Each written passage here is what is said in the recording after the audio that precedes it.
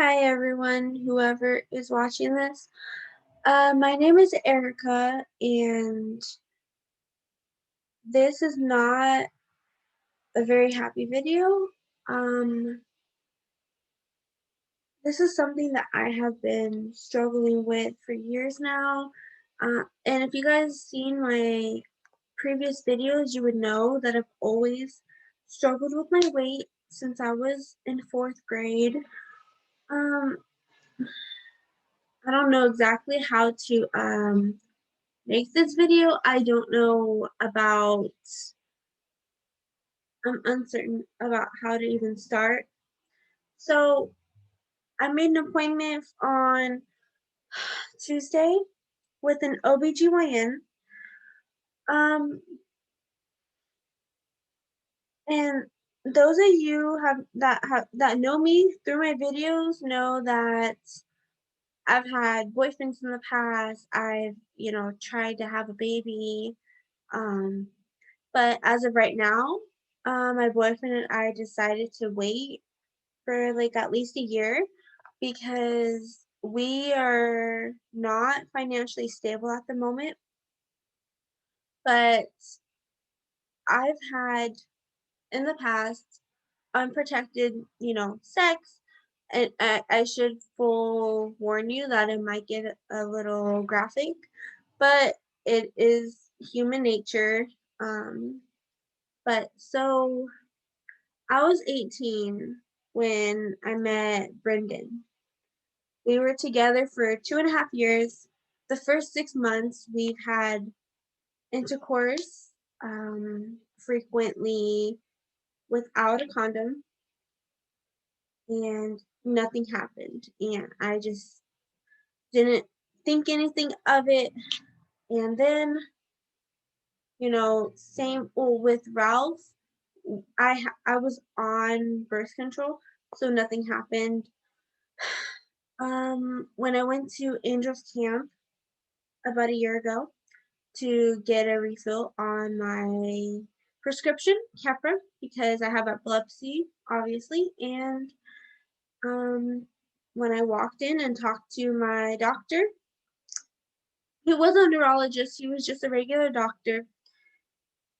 And he asked me randomly, he said, "Have you always been this big?" And, I'm an honest person, and I said, "Yeah, like most of my life, I've always been this big."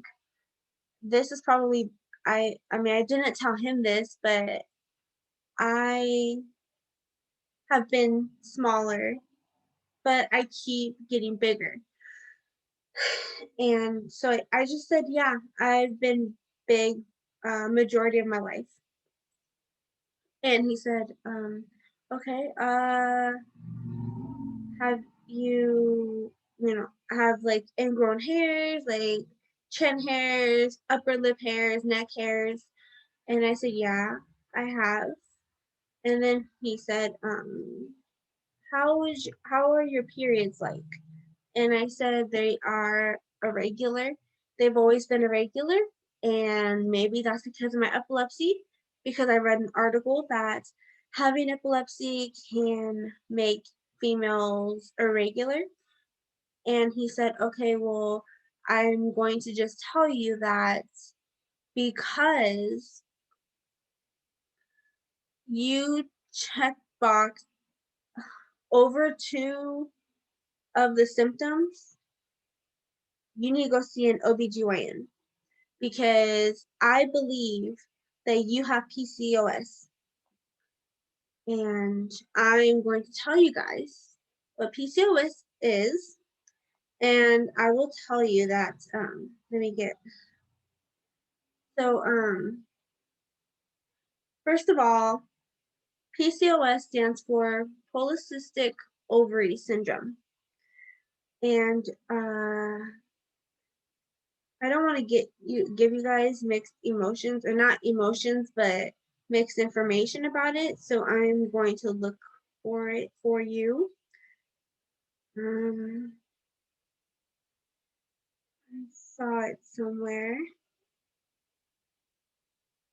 Maybe this is it. Okay. So polycystic ovary syndrome is a hormonal disorder common among women of reproductive age. Women with PCOS may have infrequent or prolonged menstrual periods or excess male hormone levels. The ovaries may develop numerous small collections of fluid and fail to regularly release eggs.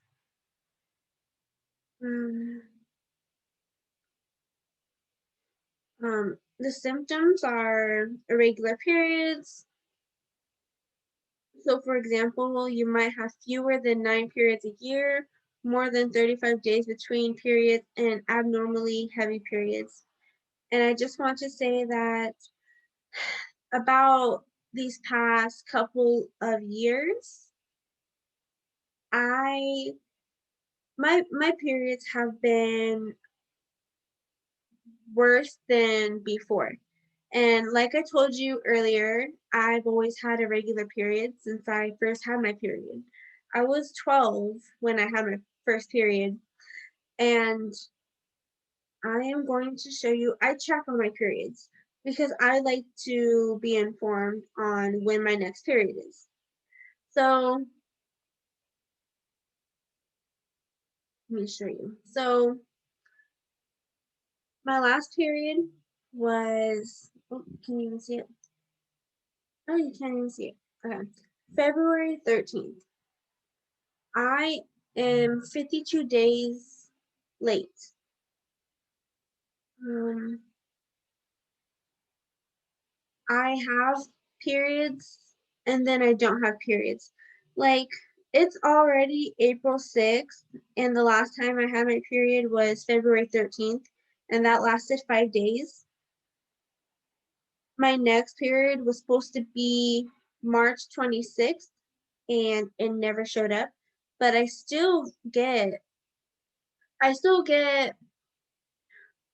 hormonal symptoms. Like I get cramps, I get cravings, I get all the stuff you would get if you are about to start your period. I remember that I went out of my way to get so much chocolate because when I'm on a period, I crave chocolate. So that's what I did, and I never received it. Messenger audio. Sorry, it's my sister. I will text her back. Um, it's hard for me to um, talk about this stuff because it's embarrassing for me. I don't like to talk to people about my personal life. You guys already, I mean, obviously, I don't mind because you guys know about my epilepsy, but I get kind of, I feel like I shouldn't talk about my personal life when it comes to intercourse and stuff like that. But I feel like it's important for people to know um, about what's been going on because I haven't been telling that much people. Um, anyways, and it before my last period, I didn't have my period in January, like at all. I had my period December, and that lasted 3 days. Um, the most for me, I'm gonna try to find it. See, so I had my period for 8 days, which some people say that it's normal. November of 2019, I had my period for 25 days. And it's not normal. You don't have periods that much. You just don't. It's kind of weird because I go 1 to 2 months without it, and then when I have it, I'm on it for either 3 days or it goes as long as 13 days, 25 days, etc. Um, anyways, so back to where I was going with this is that one of the symptoms is irregular periods, um, abnormally heavy periods. Next is excess ad- androgen. I have a hard time pronouncing that for some reason, which is elevated levels of male hormones may result in physical signs such as excess facial and body hair, and occasionally severe acne and male pattern baldness. I haven't received any baldness. I do itch my head a lot, but I've always done that since I was a little girl. But I do receive facial hair. I get it on my neck, my chin, my upper lip, which I was told is normal. I get facial hair like on my face. I I have to shave this off because you start seeing extra hair as if I'm gonna get a unibrow. It is extremely embarrassing. I don't want, like, if I had if I was to hang out with my boyfriend and I didn't shave this, there's no way in heck I would let him see me like that. Like, I can't. I would cancel. So I always shave up here, shave right here, even though it hurts because I have acne, which here's the thing. I use Curology and it works. I love it. I go 1 week without using Curology and this is what my face turns into. Like, you probably can't see a lot of it, but when you look up close, you can see a lot of pores. It is horrendous. So the third symptom is polycystic ovaries. Your ovaries might be enlarged and contain follicles that surround the eggs. As a result, the ovaries might fail to function regularly, which it's starting to get to me. It's starting to really have me think about the past and all the times that I wasn't being safe and yet nothing happened. It showed me that I must have had it for quite some time. Um, so the causes of polycystic ovary syndrome is excess insulin, which is insulin is the hormone produced in the pancreas that allows cells to use sugar, your body's primary energy supply. If your cell becomes resistant to the action of insulin, then your blood sugar levels can rise and your body might produce more insulin. Excess insulin might increase androgen production, causing difficulty with ovulation. And I was testing. I was testing to see when I would ovulate, but then my boyfriend and I came to the conclusion to wait until we get a place, we get used to living together, and we make sure that our relationship is solid before we bring someone else into the world. Um, and I feel like getting a dog or just an animal in general first would be a huge step and would be better um, than a child right now because we have to save, we have to get stuff for the apartment. Um, it's just not time yet. Plus, we're in school, so we wouldn't really have time for a child right now. So, the second cause of PCOS is low-grade inflammation. This term is used to describe white blood cells' production of substances to fight infection.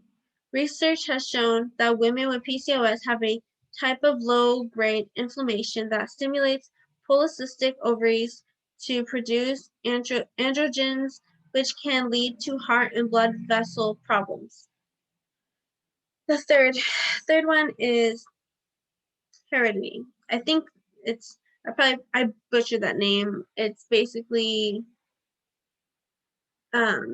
genetics. It could be passed down to you. Research suggests that certain genes might be linked to PCOS, which I just heard today. One of my family members actually doesn't have PCOS, but kind of something similar to that. I'm not going to mention her name because it is invasion of her privacy, and I do not want to do that to her.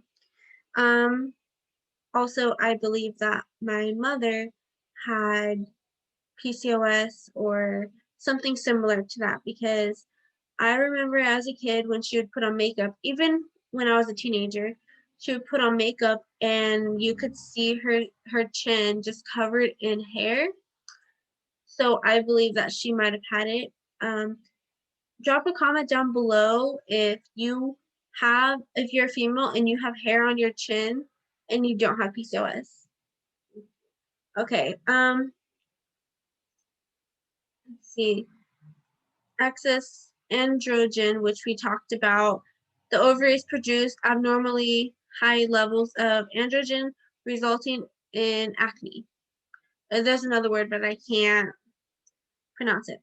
Okay, so complications of PCOS is infertility, meaning you can't get pregnant, gestational diabetes or pregnancy-induced high blood pressure, meaning that you would get diabetes while being pregnant, miscarriage or premature birth, non-alcoholic steatohepatitis, a severe liver inflammation caused by fat accumulation to the liver, um, metabolic syndrome, a cluster of conditions including high blood pressure, high blood sugar, and abnormal cholesterol levels that significantly increase your risk of cardiovascular disease, which I just want to point out that my mother was actually diagnosed. Is that even a good word for this? But she was actually diagnosed with high blood pressure. And she was about in her 30s when she found out that she had high blood pressure. So every time that I go to the doctors, I always ask. That's the first thing I ask, is if I have high blood pressure, because that is my worst fear, is to have it. Um, but every time I go, it's majority of the time they say that I have low blood pressure. So I don't know whether that's good or bad, but I just thought I should add that. What's my phone going off? Sorry. Um, Next is type 2 diabetes, or other words, pre-diabetes, which also worries the heck out of me, because my mom, I didn't find out until after she passed that she was actually diabetic. Um, she didn't have like black toes, black fingers. I don't know, but I found out looking at her death certificate that she was diabetic. Um, Sleep apnea, uh, depression, anxiety, and eating disorders, which I was diagnosed with depression shortly after my mother passed away. I've always been anxious, so that's not really news to me. The next is abnormal uterine uterine bleeding, cancer of the uterine lining, also known as endometrial cancer. I probably butchered that name. I'm not good, guys. I'm sorry. Um, in other words, it is ovaries cancer, and it's very from what I read and from what I heard, cancer or not, just the ovaries itself is very painful.